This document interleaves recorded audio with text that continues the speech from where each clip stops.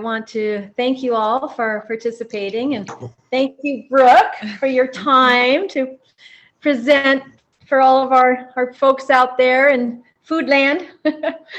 So yeah, so Brooke Lucy is co-owner of Bluebird Grains up here on the Rendezvous. I'm at her house in her kitchen. We're a little too close and we don't have masks. I was just thinking about the mask. But we have been, we're like family. We spend a lot of time together. So we feel like we're pretty safe here.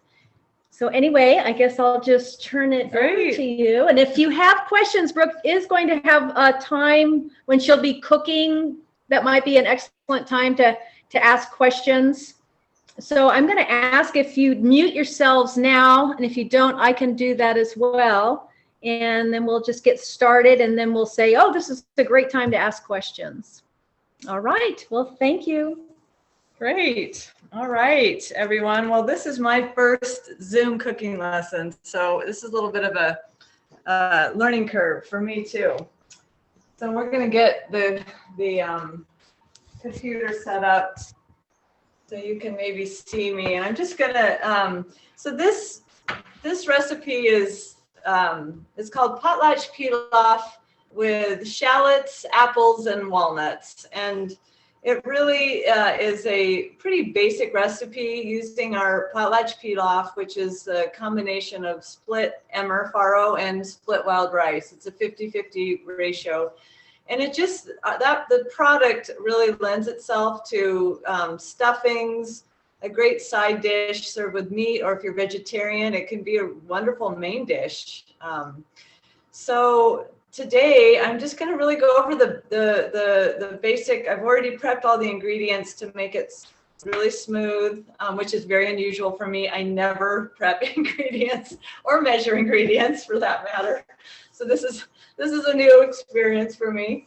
But I also thought that once I get the pilaf cooking, we can spend about 15, 20 minutes asking any questions you have about cooking with ancient grains, because all of our main products are ancient grain products.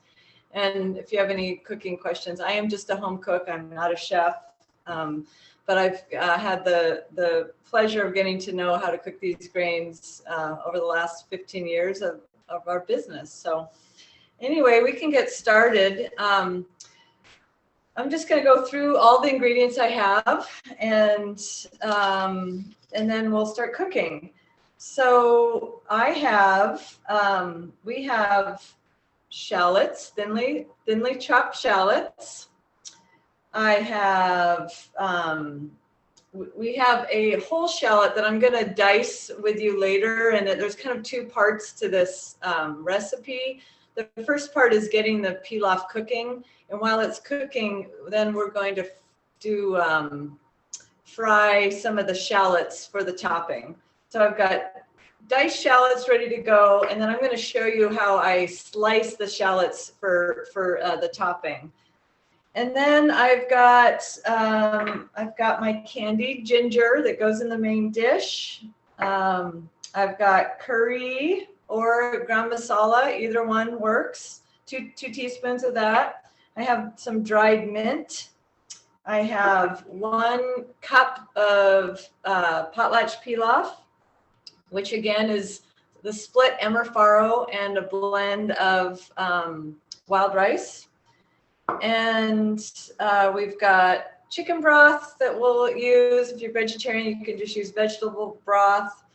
And then we have parsley for garnish afterwards. And we're going to roast some. I have pecans in here because I'm allergic to walnuts, but you can use pecans or walnuts. And I'll show you a little roasting trick that I like. So the first thing I'm going to do is I'm going to heat the pan up and get all of these ingredients. The first kind of 6 ingredients: the shallots, the pilaf, the apples, the ginger, the curry, and the mint, and just get that simmering. So Deirdre, if you want to bring this over here, and we can. I don't know why, but for some reason when I put it on gallery view, it just says Nancy Dykes. You should be big in there, but Never mind. I guess we won't do that. Because I can see myself. Right, but it'd be better if you could we could really see you. I don't know why it's doing it. I think doing you it. can, yeah. Yeah, Maybe it's bring it down a little bit. So I wanted to show everyone, this is what the Potlatch Pilaf looks like in the packaging. You see that on the shelf? Yeah. And this is what it looks like in the bowl. I get it really close to the, you can see the little bits of wild rice and split emmer farro. So the first thing we're going to do is I'm going to get the pan heated up. So I've got a gas stove, so I like to put it on medium high. And I always like to heat the pan a little bit before I get the oil in, just because it allows the heat to get evenly distributed in the pan, and it's just nice for you know, cooking and simmering when the pan has been warmed up a little bit. So I'll just let the pan warm slightly. And I'm going to put in about a quarter cup of olive oil. And in my recipe, the recipe actually says to use the same oil that you're frying the shallots for the topping. And I'm actually doing it in 2 different stages because I like using olive oil for the pilaf, and I like using a high heat oil for the to fry the shallots for the topping. So I'm doing a little bit different than the recipe. So I'm just going to heat this up. I think everyone can see this. And the first thing I'm going to do is put my cup of shallots in. So we're going to get those cooking. And I'm going to turn up the heat a little bit.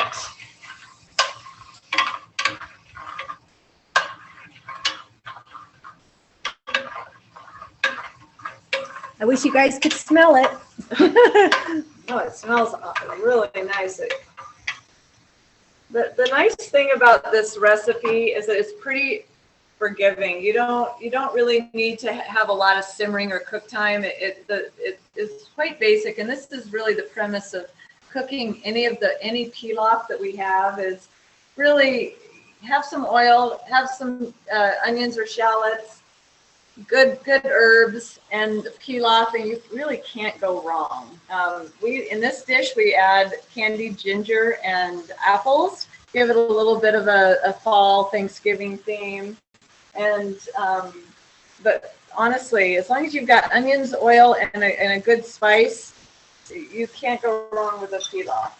So I've got my onions simmering. I don't want it too hot. But just simmer enough so that the juices begin to release in the onion, and you know that they're releasing when the onion kind of begins to get a little bit translucent. And so that usually takes about 3 to 4 minutes. And it is good to just keep stirring it around so that you can get the onion dispersed throughout the pan. So then I'm just going to begin adding the rest of these ingredients. I've got my potlatch pilaf. So we've got 1 cup of pilaf. And I'm just going to put my diced apples. It really doesn't matter what kind of apples you have. We happen to have a McIntosh tree here, so I just cut the McIntosh up. And the nice thing about these apples in this dish is that it adds a sweet to the savory, which I love. I'm going to add just 2 teaspoons of the candied ginger. You can get candied ginger at Glover Street. You can even get it at, I think, Thriftway or Hank's in the candy section. I've got 2 tablespoons of gram masala. You can also use curry. Either way, this is kind of a nice twist, I think, for Thanksgiving. You know, we don't really think about curry dishes for Thanksgiving. That smells so good. And I am going to just kind of begin to blend it all together so that all the oils and the juices of the onions kind of are evenly distributed. And then we have one more spice to add, which is a dried mint. So this is just dried mint. If you have fresh mint, that works too. Sometimes it's hard to find fresh herbs here in the winter. I'm just going to stir this in.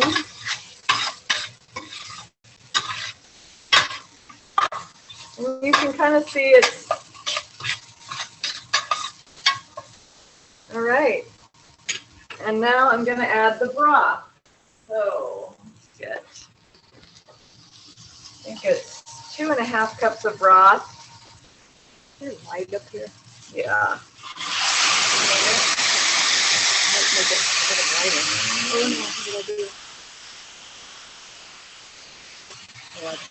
Oh no. Hold on. Mayday, mayday. You guys all just disappeared. And there we go. One more. Okay, that's better.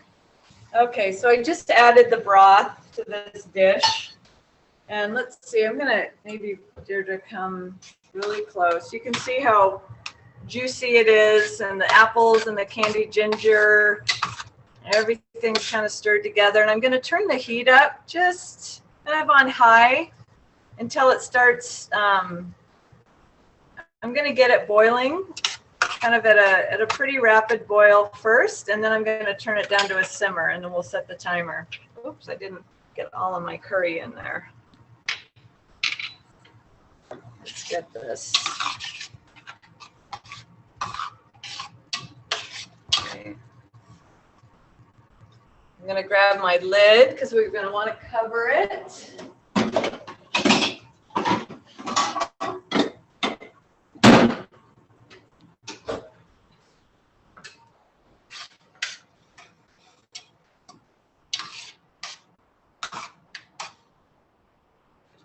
And really, once the potlatch starts boiling, and then we turn it to a simmer and cover it, we really shouldn't have to stir it until it's done. So I just want to make sure that the high heat has kind of been evenly distributed throughout the pan. And then I'm going to turn this puppy down and simmer it. So it's looking really close here. And how long are you going to simmer that for? And so I'm going to simmer it for about 20 minutes. It's kind of like rice in the sense that you kind of want to let it sit or, cook covered and not take the cover off until it's ready. So it looks like it's got some good bubbles going. So I'm going to take it down to a simmer, and I'm going to cover it, and I'm going to set my timer for about 20 minutes. Oops. Okay, we're going to go back to all right, so we'll let that do its thing. And in the meantime, I am going to fry some shallots and get my my nuts toasting. Toasting my nuts. Okay. So I wanted to show you. Let's see if we can get this stable. Maybe you can. I don't know if you can unmute it. Make sure everyone can see me. That's what I'm. Unmute it. You are. You're not muted. I'm just wondering if other people can. Everyone. I just don't know if they can see. Maybe you can hold it. Can you guys let us know? Can you see? Okay.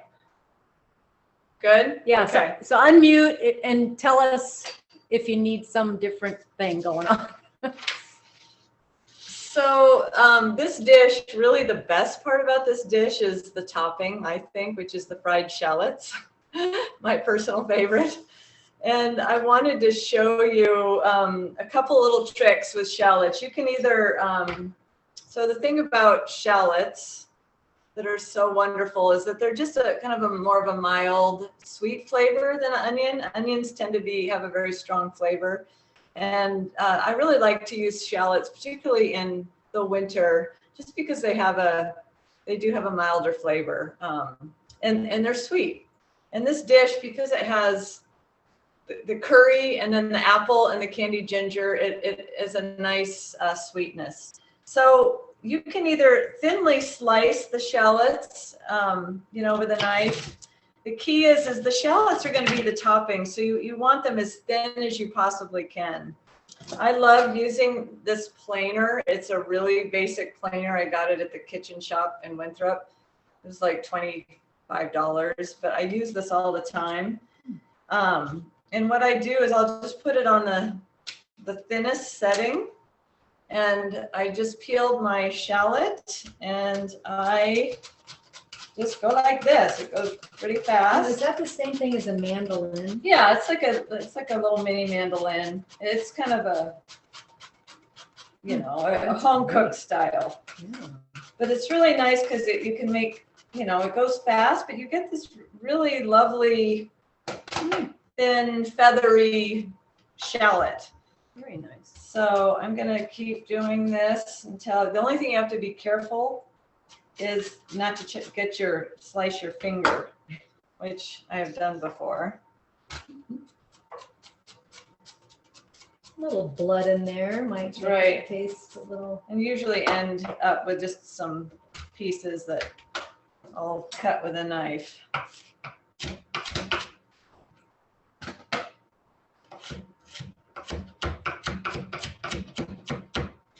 And you can see how feathery these are, and it really makes a lovely topping.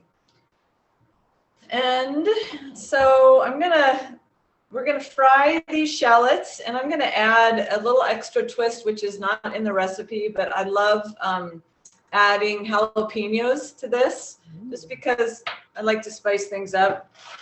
And before I get going, I'm gonna stick these chopped pecans in the oven. At what temperature? At 350. I'm gonna put them in 350 for like 8 to 10 minutes. One thing I like to do with my nuts is I like to just spray a little bit of coconut oil on them, just to give them a little sheen. So I already got them in the pan. I'll just spray a little coconut oil and mix it around, just because it gives them, Just in case you wondered, I'd never seen that before. yeah, a little flavor. So there we go. We've got our chopped nuts. This is about 3/4 of a cup. I always add a little more nuts because I like having extra roasted nuts hanging around because they're good to eat. I'm gonna put these in the oven and set the timer. Okay. So, do you want to come back over here, and I'm going to show the frying.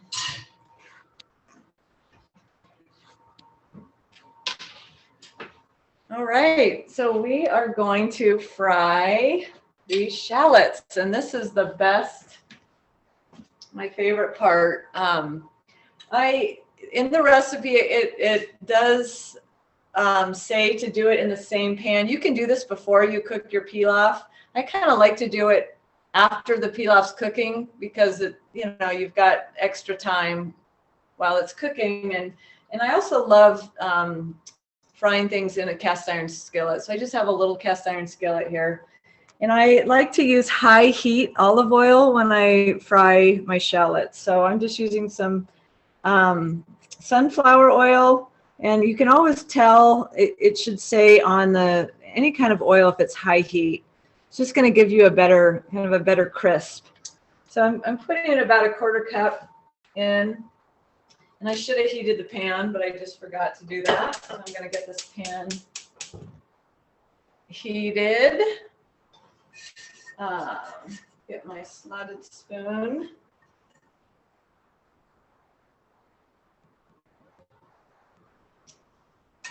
So I'm going to I'm putting the heat on high, and I'm going to just wait until I can start seeing these little puffs of smoke coming up from the heat.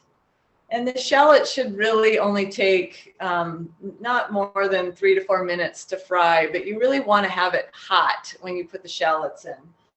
So I'm just going to wait till this pan heats up. Normally, I heat the pan first and then put the oil in, but I forgot. So we'll just let this, and then I have a slatted spoon because as soon as the shallots are done, I will scoop the shallots out of the pan with a slatted spoon so I don't scoop all the oil up, and put the shallots on a paper towel on a plate so that it can kind of suck the rest of the oil out. And again, I've also added a tablespoon of, got some jalapenos, which is kind of adds a little spice to the topping. Not required, but just give you a little something. So let me get my dish ready. Okay. All right, I can just start seeing some smoke coming up. I'm going to put my feathery shallots in the pan, and they're going to start to sizzle right away. I'm going to add just a little jalapeno in there. And the thing about this is you really got to keep stirring these shallots. They're going to go brown fast. And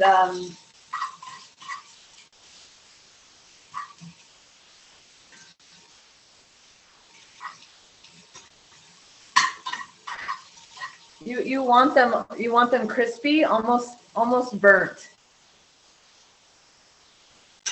So we're gonna I kind of keep stirring them, and for some reason it's always the edges of the pan. It's the hottest, so that's why it's important to keep stirring so that the shallots are evenly cooked.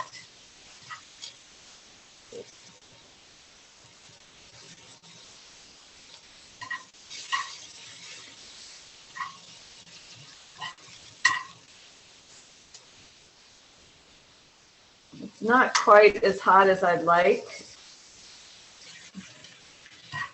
Funny, I never use shallots. I don't know why I never yeah. think about using them, but they're sweeter, you say. Yeah, the shallots are a little bit sweeter, and they're not as strong, so they don't overpower a dish. They kind of maybe the other flavors, and because there's so many flavors going on with the curry and the apple and the ginger, you kind of want it to be complemented. You don't want it to just be really oniony.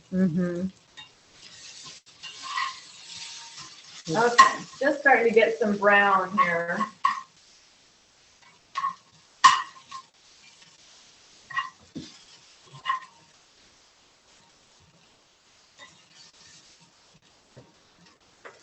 I really made the mistake of not heating the pan up because this is taking a little bit longer. But if you heat the pan up before you put the oil in, it really makes a difference.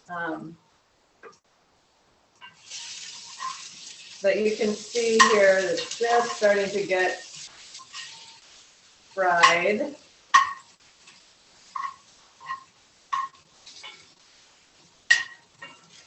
Do you grow shallots? I do grow shallots. Yeah, I do grow shallots. But these actually are not my shallots, but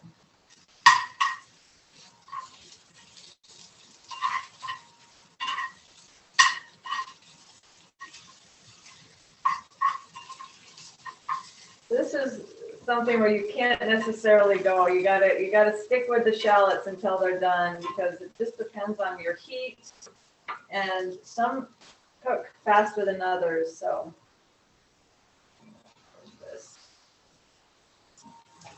And I wish you all could smell this. It's so unfair that I get to smell it and you don't. Woo!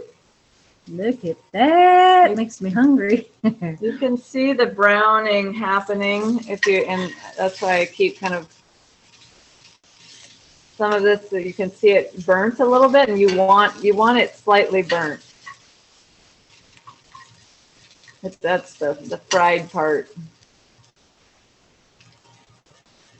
And the jalapenos just kind of go along with the shallots, and it's nice because it does take the heat off slightly when you fry the jalapenos, so they're not as hot. You just add kind of a nice little spice to the dish. There we go. Let me get it. A little bit longer.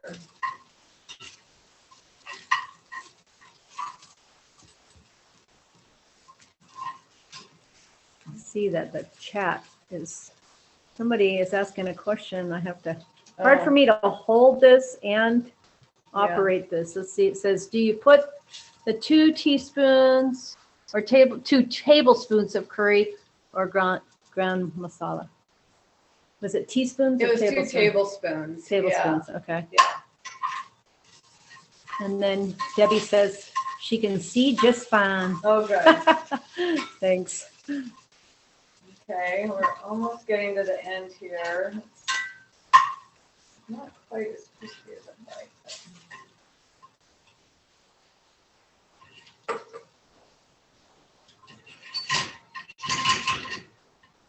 This is challenging because we're not on the gallery, or I don't know, I guess this is the gallery view, the speaker view. When I put it on, for some reason, it just goes to Nancy Dykas's computer. So all I see is her name. So this is very challenging because I just have this tiny little window to see Brooke. So I hope that this is all working.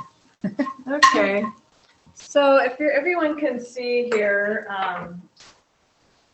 you can see how much the shallots have reduced, and a lot of them are brown and crispy. And I am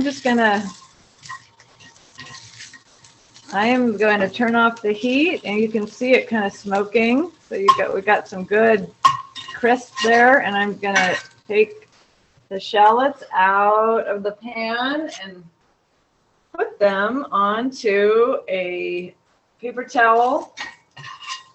Now you already had some on there. Yeah, I had to try it out before I did this just to make sure I had my methods straight here. But the thing that's so nice about these shallots is you can make more than you need and use it for salad topping, or it's just a nice addition. So I'm just going to take these shallots and let them cool and set that aside. And my, just check my nuts.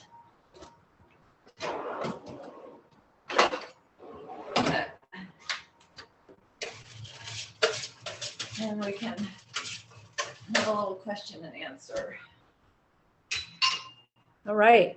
So if anybody has a question, please. We have about 5-10 minutes until the pilaf is ready. If you guys have any questions, you can unmute you. Oh. I have a question. Whoops. Oh. Okay. Let me get my nuts out of the oven.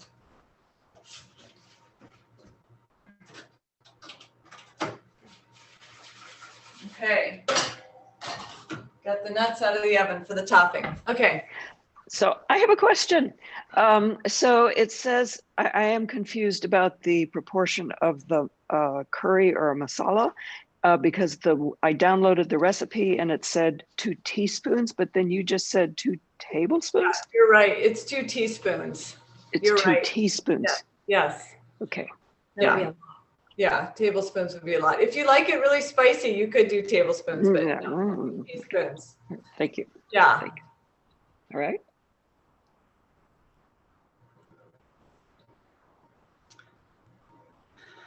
Anybody else have a question for Brooke? Well, maybe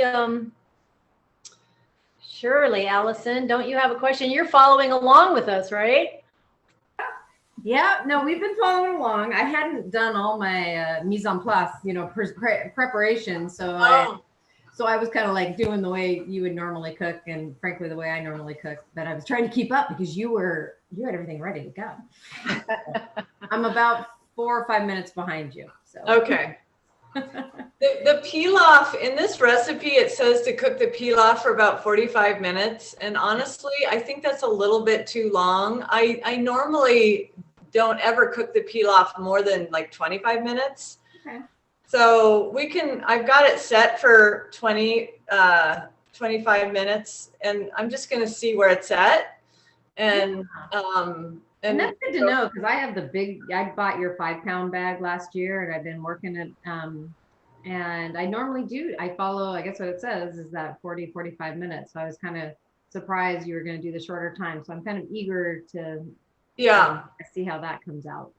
It usually the moisture, I mean, it really depends on the moisture. And there isn't a lot of moisture in this dish. So we'll see. It'll be done, you know, in a little bit, and we'll see if it looks like there could be more cook time. The other thing with the pilaf that I really like is you can turn the heat off and keep keep it covered, and it still cooks, you know. Yeah, and you can kind of hold it that way. So if cook starts or it's ready before you're expecting it to be ready. Yeah, I've done that before too. Exactly. Yeah. Yeah. Does anyone have a question? I do. Brooke, I was wondering, can you cook this? Can you prepare this in a rice cooker? Yeah, that's a great question. Yes, you could. The only difference with a rice cooker is you wouldn't have kind of the fried onion flavor, which is fine. You would just, chop them and put it all together. And I think it would work totally fine in a rice cooker. I honestly do most of my cooking with our farro in rice cooker. So it could be a very easy thing. The other thing you could consider too is just cooking the pilaf alone and cooking it in the rice cooker and then frying it with the onions and the shallots and just blending it all together. You wouldn't have that super soft apple, but I think that would be just as good. Okay, thanks. Yeah. Well, Brooke, maybe you could tell us a little bit about how you got into growing all of these ancient grains. Yeah, well, my husband and I started our business, I think 16 years ago. And we really started it because we wanted to live here and we needed to figure out a way to make a living in the Metau. There wasn't really a lot of opportunity.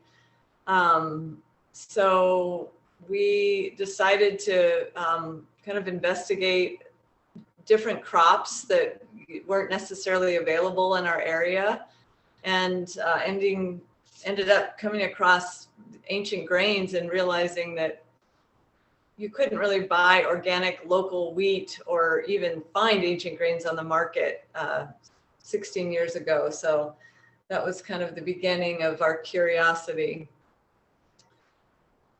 So yeah, that's how it started. So you started with which grain? We started with emmer. We didn't have enough einkorn seed to really grow out, but we had enough emmer seed. So we started with emmer and then we grew out the einkorn seed. And now after a long time of growing out seed, we have enough einkorn seed to sell. So and do you grow that here in the valley, the einkorn? Yes, we have grown everything in the valley. Sorry, let me get my timer. Okay. Timer 1. While she's doing that, maybe I'm looking out the window. I don't know if you guys can see this, but looks like Sam is out there on the tractor. Is that Sam? Oh.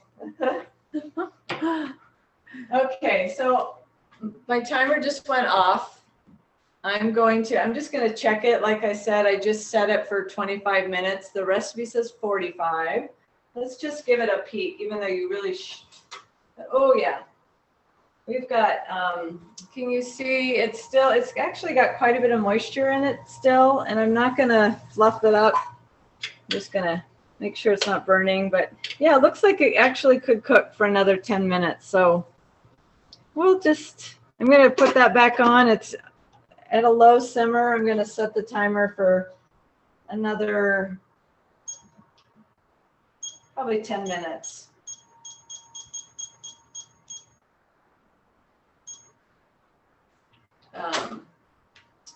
So that's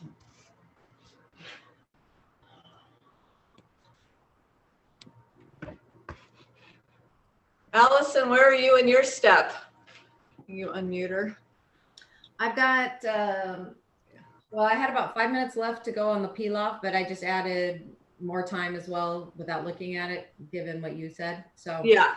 and then I just took my walnuts out of the oven and I'm almost done with the shallots. Okay. Oh, So how many acres do you all farm in the valley? So yeah, Deirdre asked a question, do we grow everything here? And we certainly started growing everything here. And now we have, about 5 years ago, it became really clear that we're not going to be able to meet our demand with the acreage we had here in the valley. So we started partnering with a few other Washington farmers. And now we're all kind of sharing different crops at different times, depending on what works best for the soil. Because we're an organic system, we do a lot of intensive cover cropping. So not all of our fields are necessarily in production every year. So for example, our Big Valley fields this year, which is almost 100 acres, were all in cover crops. We did not harvest those fields this year just because they needed a break.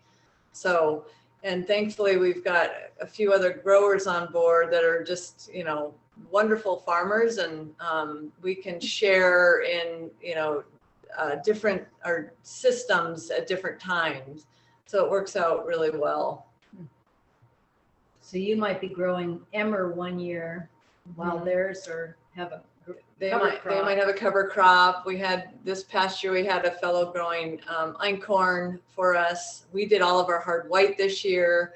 Next year we might do all of the emmer. So it's a kind of a rotation. Mhm. Yeah. Brooke, may I ask, what do you use for a cover crop? Oh yeah, that's a good question.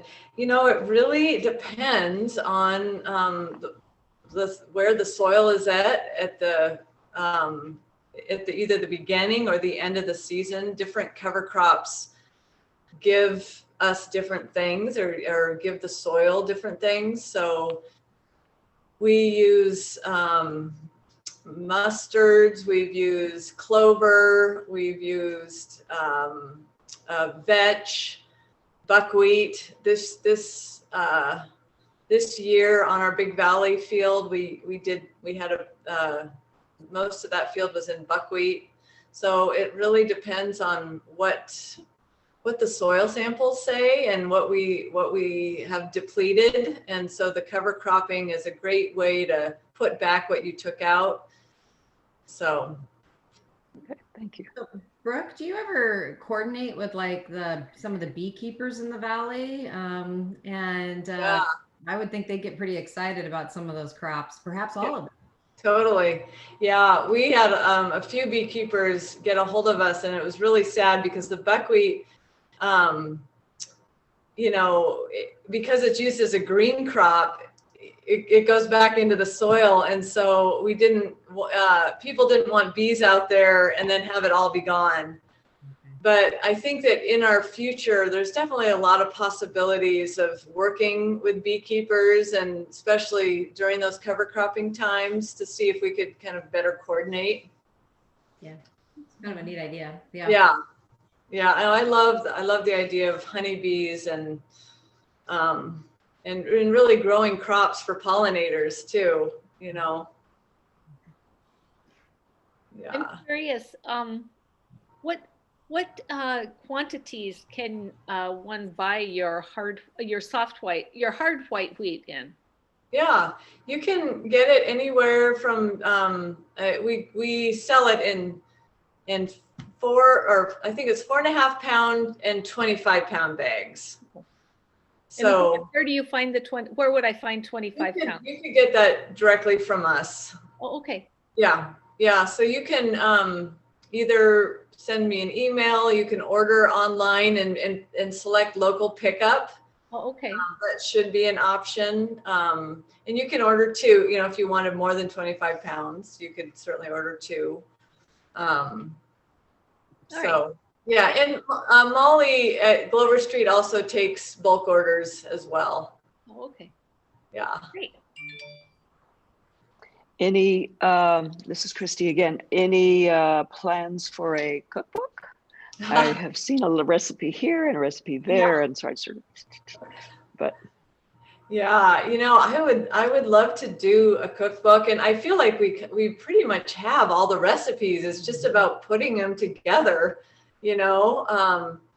So I've thought a lot about that, and it's I think the biggest task for me probably is having a good editor, and like scouring through our recipes so that they're all kind of have formatted correctly, and then having to go through all of them and making sure they're totally dialed in.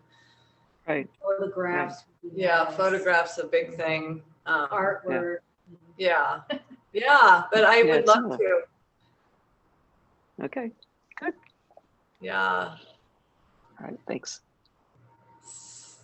So we're gonna, I've got my chopped parsley here, and this was the topping, and I wanted to just show you the toasted nuts because those came out of the oven just recently, and it's got just a really nice, I don't know if you can see, it's just got a nice brown toast. How do they taste here? Perfect. Oh. Yeah, they're crunchy. Yum. And the thing that I love about the coconut oil is it just gives it kind of it enhances the flavor a little bit. Mm-hmm. So we're setting those aside. And let's see, got a little bit more time. Let's give the potlatch pilaf a little peek. Okay, Brooke, here we go. So we're on about 35 minutes here. So you can see it's really cooking nicely. It's a low simmer. You can see the moisture is pretty much. There's just a little bit of bubbling. Yeah. So you want to wait until that bubbling is gone? Well, it really, I probably would turn this. I'm just going to do a little peek, and it looks like most of the moisture is gone. I might. So kind of like rice. You wait till all the moisture. I might just taste it just to see how crunchy it is.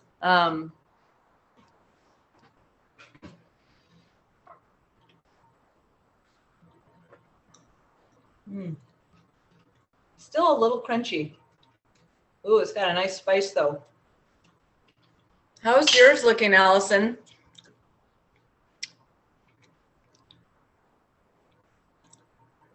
It's looking pretty good. I like you. I think I'm gonna let it. It has still too much liquid in it. I haven't tasted it yet, so I might go. Yeah. I'm gonna do that.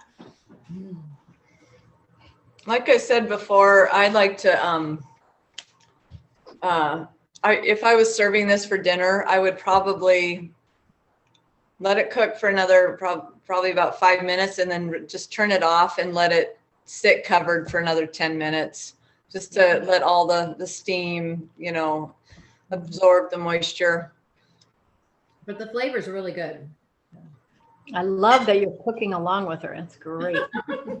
I thought I'd We'll give have it to a do this try. again so more people can do that.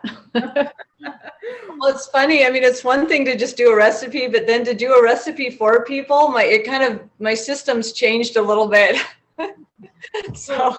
And I knew that I should have all the stuff ready to go, but we were out doing some fun Yeah, stuff, and so I was a little bit late. But yeah, it would definitely be easier if I was completely prepared. Wow. But it's good. We're among friends, so it's all good. Yes. Yeah, so we've got like 5 minutes. Yeah, so the thing about the split grains versus a cracked grain, I want to just describe to everyone is that the split farro, put this right up here. The split farro is essentially a whole grain, literally split in half. It hasn't been put through a mill to crack, and so the cook time is a little bit longer than a cracked grain, but it's very similar to like a bulgur wheat. I mean, it performs similar to bulgur wheat. The only difference is really the cook time is a little bit longer. Bulgur wheat, you normally just put in boiling water and then turn off the heat and let it absorb the water, whereas the emmer does truly need to get cooked. So I just wanted to describe that. And so the cool thing about this product is that with our emmer, because our emmer is kept in its hull until we clean it, the hull has to come off before it goes through our cleaning line. So when the hull goes off, we naturally get these splits based on, it's called an impact huller, and the grain is spinning around and naturally splits apart. And this is this exact same issue that people who grow and process wild rice have. Oh, there's my timer.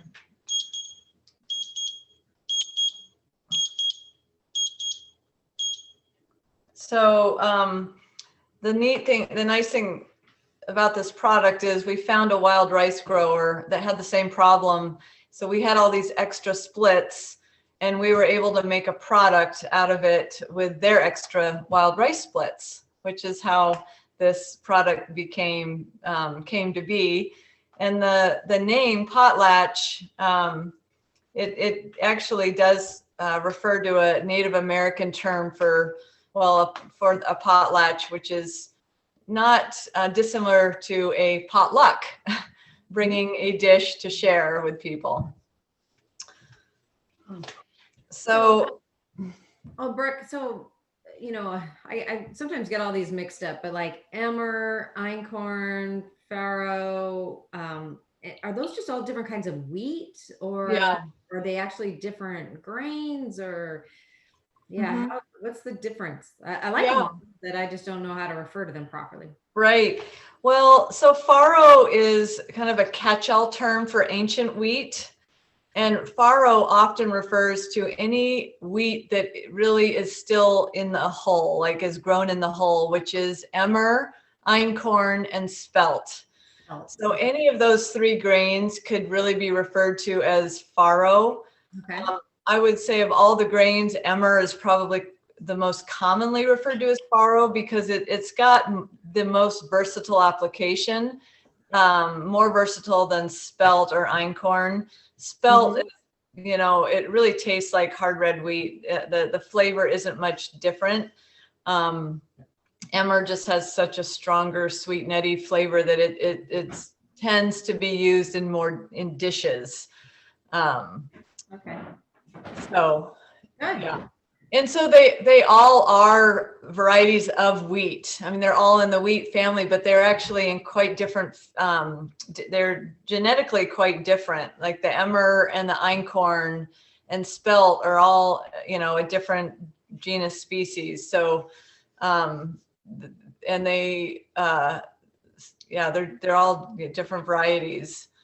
So when I buy your farro, is that going to be emmer for you guys? Yeah, so we have the emmer and the einkorn, and so we refer to our emmer farro on our packaging. It says emmer farro. Our einkorn does not say farro; it just says einkorn. Okay. Yeah. So I have to read the small print. Okay. Yeah, but it is called like einkorn is referred to as farro piccolo in Italy, so tiny farro. Okay. So not to confuse you, but it is like kind of a catch-all term for rice. Great. So if you have a wheat intolerance, which would be the best one? Yeah, it really, I mean, all of these grains, emmer, einkorn, spelt, they all are in the wheat family, and they do contain a gluten. Einkorn has the least amount of gluten just because of its basic genetic structure, and emmer hardly has any too. I mean, they're both very minimal gluten. So what I tell people is if you've got a gluten intolerance, you're probably fine. If you have a gluten allergy, I don't recommend it. Okay. So I'm gonna let's look at what we got here. I think that we've cooked it about 40 minutes here, and I'm gonna get this heat off, and let's look at what we have. Oh, isn't that pretty? Oh, and it looks kind of caramelized a little bit, which is kind of neat. You can, yeah, it's really perfect. So what I would do right now, and maybe I'll just do a little tiny dish to show you how I'd serve it. But what I would do is probably stick this on a, because I'm going to save this for dinner, I'm not going to stick all of it on a big plate, but I mean, you could do this individually. The nice thing about this, like you could take this and use it as a stuffing in your turkey or chicken, you know, or have it aside as a mix it with cornbread or any sort of a bread stuffing, and it would be fabulous. So I'm going to take this. Let's come over here so we can light and that. And I'm going to sprinkle it with my shallots. This is for me, right? Yes, of course. And my toasted nuts and a little bit of parsley on top. And there you go. Wow. You have your potlatch pilaf with shallots, nuts, and apples. And the apples really, you can't even see, they're really cooked down, which is kind of fun. Yeah, that's They just are beautiful. part of the dish. Yum. It What smells time so is it? good. I wish you ladies were here to eat it with me. So do we. Someday in the future. Yeah. Thank you so much. Yeah, thank you. Shoot any questions. You can send me an email if you have any questions. Okay. One Yeah. quick Or if you question. have one now. And this doesn't have anything to do with this recipe. I'm back on the wheat.